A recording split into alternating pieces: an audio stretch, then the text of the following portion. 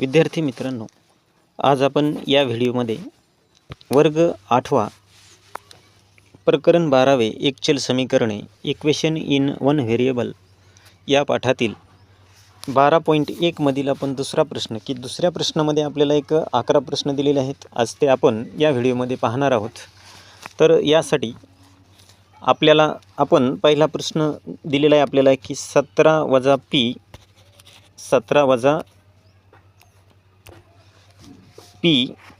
p वजा 2 बरोबर 49 असा प्रश्न आपल्याला दिलेला आहे. तर आपल्याला काय करायचे आहे की 17p बरोबर 49. आता हे वजा 2 आहेत दिलेले, तर आपल्याला इकडे 49 कडे ते अधिक प्लसमध्ये घेऊन जायचे आहेत. त्यानंतर मग 17p बरोबर 49 आणि 2 हे होतील 51. नंतर आपल्याला काय करायचे की मग p बरोबर 51 छेदामध्ये 17 घ्यायचे आणि 17 × 17 17 त्रिक 51 म्हणजेच आपल्याला पीची किंमत पीची व्हॅल्यू आपल्याला 3 मिळालेली आहे. आपल्याला एक सिंपल पद्धतीने अशा पद्धतीने हे प्रश्न सोडवायचे आहेत. यानंतर आपला दुसरा प्रश्न आहे की दुसऱ्या प्रश्नामध्ये आपण 2m + 7 बरोबर 9 दिलेले आहेत. तर इथे आपल्याला हे 2m जशास तसे लिहू. आता हे +7 आहेत म्हणजेच इथे 9 प्लसचं मायनस करायचे. मग 2m बरोबर 9 मधून 7 गेल्याच्या नंतर 2च उरतात. परत मग m बरोबर 2 छेदामध्ये 2 आणि हा भागाकार केला तर आपल्याला m बरोबर 1 मिळतं. म्हणजे आपल्याला इथे m ची व्हॅल्यू किती मिळालेली आहे? 1 मिळालेली आहे. अशाच पद्धतीने आपण प्रश्न क्रमांक 3 बघू. प्रश्न क्रमांक 3 आपल्याला दिलेला आहे 3x + 12 आणि 2x + 4. तर इथे आपल्याला हा प्रश्न की इथे 3x आणि इथे 2x आहे. तर आपण हे 2x इकडे घेऊन येऊ आणि हे 12 इकडे घेऊन जाऊ. म्हणजे आपल्याकडे 3x हे 2x आपल्याला अलीकडे आले म्हणजे वजा 2x होतील. त्यानंतर इथे वजा 4 आणि हे +12 आहेत तर इकडे गेल्याच्या नंतर ते -12 होतील. मग या 3 मधून हे 2 जर गेले तर आपला फक्त x उरल आणि 12 आणि 4 मायनस मायनस प्लस होईल. हे 16 होतील परंतु -16. बस अशा पद्धतीने हे उत्तर आपल्याला इथे मिळालेलं आहे. अशाच प्रकारे आपण पुढील प्रश्न क्रमांक 4 पाहू. तर आपल्याला प्रश्न क्रमांक 4 मध्ये कंस दिलेले आहेत आणि कंसाच्या बाहेर इथे 5 आणि इथे 3 आहेत. तर सर्वप्रथम आपल्याला काय करायचे उत्तर लिहित असताना की या 5ने या कंसाला गुणायचे. 5ने जर आपण x ला गुणले तर आपल्याला 5x मिळेल वजा 5 त्रिक 15 बरोबर. आता 3ने या कंसाला गुणायचे म्हणजे 3ने x ला गुणले तर 3x प्लस. आता आपल्याला परत 3ने 2 ला गुणायचे म्हणजे 3 दुणे 6. आता मागील गणितासारखीच की आपल्याकडे इथे 5x आणि इथे 3x आहेत. तर x इकडे घेऊन येऊ आणि 15 इकडे घेऊन येऊ. म्हणजेच आपल्याकडे 5x हे 3 मायनस होतील 3x बरोबर हे +6 आणि हे -15 आहेत तर इकडे आल्याच्या नंतर ते +15 होतील. मग 5 मधून 3 गेले तर आपल्याकडे 2x उरल आणि 15 आणि 6 21. मग इथे आपल्याला x बरोबर आपल्याकडे x 21 छेदामध्ये 2. तरी हा भागाकार करण्याची गरज नाही. तर आपल्याकडे x ची व्हॅल्यू 21/2 आपल्याला मिळालेली आहे. अशाच प्रकारे प्रश्न क्रमांक 5 आपण बघू. तर प्रश्न क्रमांक 5 मध्ये आपल्याला 9x छेदामध्ये 8 असं दिलेलं आहे अधिक 1 आणि 10. तर आपल्याला असा प्रश्न सोडवत असताना जो काही आपला छेद आहे तर या छेदाने उर्वरित बाजूला काय करायचे असते? गुणायचे असते. मग आपल्याकडे इथे 9x जशास तसे ठेवू अधिक 8ने जर 1 ला गुणले तर 8 × 8 आणि 8ने 10 ला गुणले तर 8 × 10 80. मग नंतर आपला 9x परत जागेवरच ठेवू. हे +8 आहेत तर हे आपण 80 कडे घेऊन जाऊ म्हणजेच 80 वजा 8 होतील आणि 9x बरोबर 80 मधून 8 गेल्याच्या नंतर आपल्याला उरतील 72. मग x बरोबर 72 छेदामध्ये 9 आणि हा जर आपण भागाकार केला तर 9×8 72 म्हणजे x ची किंमत आपल्याला किती मिळते? 8 मिळते. अशा प्रकारे आपल्याला हे प्रश्न सोडवायचे आहेत. यानंतर आपण प्रश्न क्रमांक 6 बघू. तर प्रश्न क्रमांक 6 मध्ये आपल्याला 2 छेद दिलेले आहेत. इथे 7 आहे आणि इथे 3 आहे. तर आपण उत्तर काढत असताना सर्वप्रथम काय करू की इथे बेरीज असल्यामुळे याचा तिरकस गुणा करून घेऊ. म्हणजे 3ने आपण वायला गुणू. या 3ने वायला गुणले तर 3y येईल, अधिक या 7ने वायला गुणले तर 7y, वजा 7 चोक 28 होईल.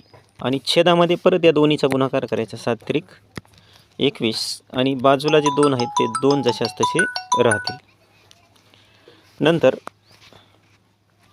आपल्याला इथे y सारखं दिसत आहे म्हणून आपण इथे काय करू की या दोन्ही yची आपण बेरीज करून घेऊ. 3y आणि 7y म्हणजेच आपल्याकडे 10y होईल, वजा 28 जशास तसे घेऊ. छेदसुद्धा 21 आपण जशास तसा घेऊ आणि हे 2 इकडे लिहू. यानंतर आपल्याला काय करता येईल की येथे या दोन्हीचा आता गुणाकार करून घेऊ. म्हणजे 10y वजा 28 बरोबर 21 दुने 42.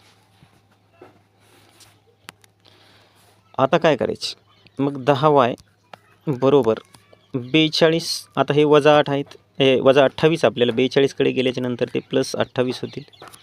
मग 10y बरोबर हे झाले 70. नंतर y बरोबर 70 छेदामध्ये 10 हा भागाकार केला तर yची किंमत आपल्याला मिळते 10 7 70. म्हणजे आपल्याला ह्या गणितामध्ये आपली yची व्हॅल्यू आपल्याला 7 मिळालेली आहे. अशाच पद्धतीने प्रश्न क्रमांक आपल्याला 7 सोडवायचा आहे. तर इथे सुद्धा आपल्याला छेद 2 दिलेला आहे. तर आपण मागील गणिताप्रमाणेच हा छेद आपल्याला उर्वरित 2 बाजूला गुणण्यासाठी आपल्याला त्याचा उपयोग करायचा आहे. मग उत्तर काढत असताना आपल्याला 13x ने 2ला गुणले तर 13 दुने 26x येईल, मायनस 2ने 5ला गुणले तर 10 येईल आणि अंशातले 3 जशास तसे लिहिले. आता आपल्याला काय करायचे की हे वजा 10 3कडे घेऊन जायचे. म्हणजे 26x बरोबर 3 प्लस काय होईल मग 10 आणि मग 26x बरोबर 13 झाली.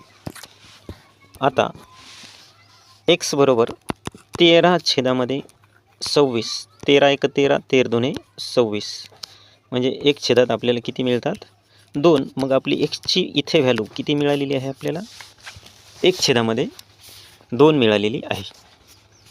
तर अशाच प्रकारे प्रश्न क्रमांक 8 बघू.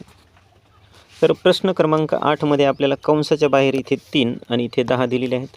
तर सर्वप्रथम उत्तरामध्ये आपल्याला कंस सोडून घ्यायचा. 3ने yला गुणले 3y मिळाले, 3ने 8ला गुणले प्लस 3 8 24 बरोबर 10ने yला गुणले 10y, मायनसला मायनस 10 4 40 आणि हे प्लस 8 जशास तसे. आता आपल्याला या स्टेपला फक्त ही वजाबाकी करून घ्यायची. मग 3y अधिक 24 बरोबर 10y वजा 32. 40मधून 8 गेल्याच्या नंतर 32 उरले. आता yला इकडे घेऊन येऊ आणि 24ला इकडे घेऊन येऊ. म्हणजेच आपल्याकडे 3y वजा 10y बरोबर वजा 32 आणि वजा 24. पलीकडे वजाबाकी 3y आणि 10yची वजाबाकी येईल. 3मधून 10 आणि 3 म्हणजेच मायनस 7y बरोबर इथे बेरीज करू 2 6 आणि 5 वजा 56 येईल. त्याची 4 आणि 2 6, 3 आणि 2 5. नंतर आपल्याकडे दोन्हीकडे मायनस आहे, मायनस मायनस प्लस करून घेऊ. मग 7y बरोबर 56 झाले आणि नुसते y बरोबर 56 छेदामध्ये 7 आणि आता 7 8 56 म्हणजे y बरोबर किती आले 8. ही किंमत आपल्याला मिळालेली आहे. अशाच प्रकारे प्रश्न क्रमांक 9 बघू. प्रश्न क्रमांक 9 मध्ये आपल्याला हा जो काही छेद 5/7 दिलेला आहे तर आपल्याला अगोदर त्याचा गुणाकार करायचा आहे. मग आपण 7ने 7 कंसात x वजा 9 असं लिहू बरोबर 5 कंसात x वजा 5 अशा पद्धतीने आपण लिहून घेतले. यानंतर आपल्याला 7ने कंसात xला गुणले 7x वजा 7 9 63 बरोबर 5x मायनस 5 5 25. आता x इकडे घेऊन येऊ, 63 इकडे घेऊन येऊ. म्हणजेच 7x वजा 5x बरोबर वजा 25 आता हे -63 आहेत म्हणजे +63 होतील.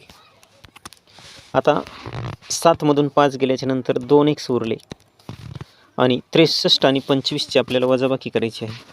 म्हणजेच काय येईल आपल्याकडे की 5